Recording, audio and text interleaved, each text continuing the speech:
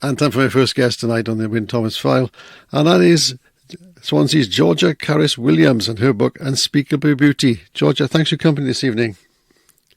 Oh, thank you for inviting me. It's lovely to be here. Yes, great. So the book Unspeakable Beauties, the book starts with a friendship between Violet and Melody, and then Melody moves on. What's the feelings there for Violet? Sorry, it was cutting out a little bit there. Okay, I'll try it again. Okay, right. The book starts with a friendship between Violet and Melody. Melody moves away. What's the feelings for Violet then? What happens to her? Yeah, well, she's...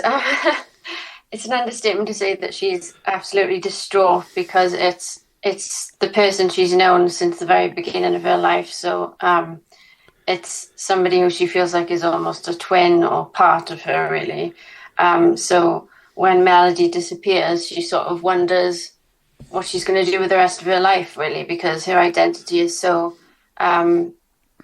it's so much the same as Melody's. So everything that disappears from the friendship with Melody, she's worried there'll be kind of nothing left after that, really. So she's left wondering what is life now in Secret Haven, where they usually play and dance and sing, and what is the future as a whole. Miss Madeline is the ballet teacher. Does she come to the rescue in a way?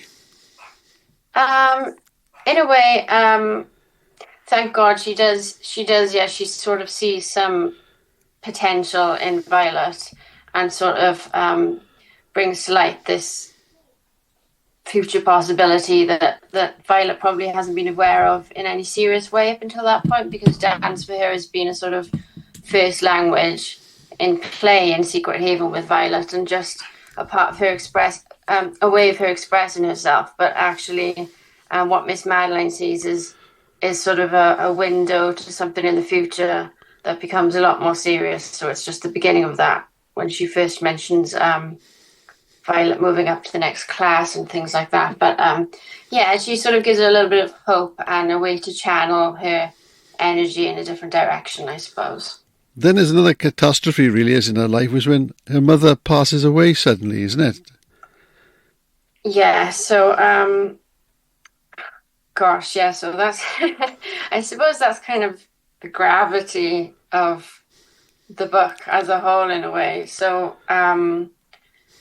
when Melody moves, we kind of think, how on earth will Violet cope with this? But when that loss happens with Violet's mother, it's sort of then that we realise, well, Violet realises how will her and her dad continue to live in their home, the Ivory House, and as a 9-year-old at the start, you know, it's a mother that helps to navigate most things. So when that gravity disappears, it sort of allows this darkness to enter the story, I suppose, because it's the danger that's suddenly there without this protective character to watch over her, and that's when the narrative sort of takes a little bit of a different turn, I suppose. Yeah.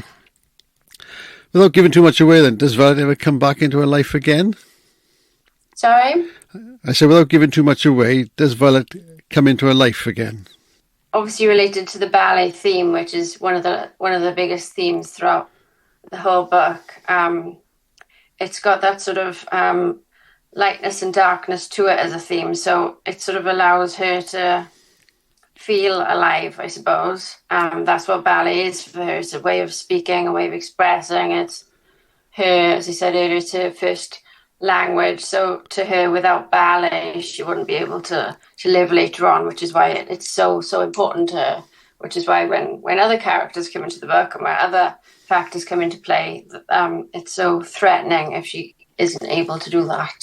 Yeah, but she does return to ballet lessons after her mother's death, doesn't she? So things do go on, don't they? Yes. Yeah. Thankfully, she does return. So there's that hope there. Yeah. And also in this part 2 of the book is a debut where she's left to perform on her own on stage. She has a solo position, doesn't she? Violet. Yes, Violet. Yeah. Yes. Yeah. So I suppose that's when we see if it's the part I'm thinking it's where she it's where she begins as a teenager in that part of the book. So yeah, it's when we start to realize this ballet thing is becoming a serious thing now. It's a vital part of her life. It's how she plays out these different characters in her mind, and she's set free for a little bit on stage, I suppose. And then, of course, there's Theo. Now then, he's an older person, an older man, and he comes into her life kind of by giving her a lift. And then, what do we think of Theo? I was a bit dubious about him from the very beginning. Am I right in saying that? Yeah, I mean, I suppose, again, because it's written through the eyes of a very naive character, Violet. Mm-hmm. And, you know, you're right to read it and feel dubious about him because she's in a very vulnerable position as well. She's kind of a lonely, more isolated, introverted person. She's vulnerable with the losses she's suffered previous to that. So obviously her perspective, again, when he comes along, she would view him and his presence as a bit more perhaps positive at times than a reader might see and warn her of. I suppose what you've done here through the book is left the reader with a feeling through the book, is ballet going to be a success or not for Violet? Yeah? Is that the feeling you wanted to do, that to give that kind of, make the reader read on, is it going to be a success? Is that something you wanted to do?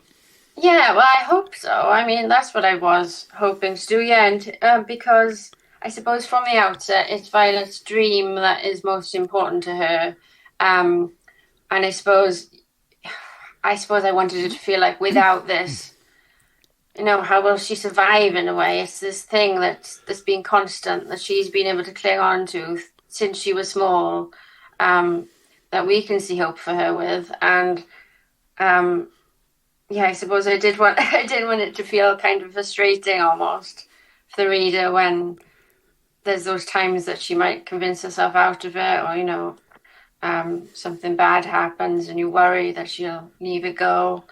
So I do hope you felt that way. It's good. Yes, very good. Yeah. Is she confident?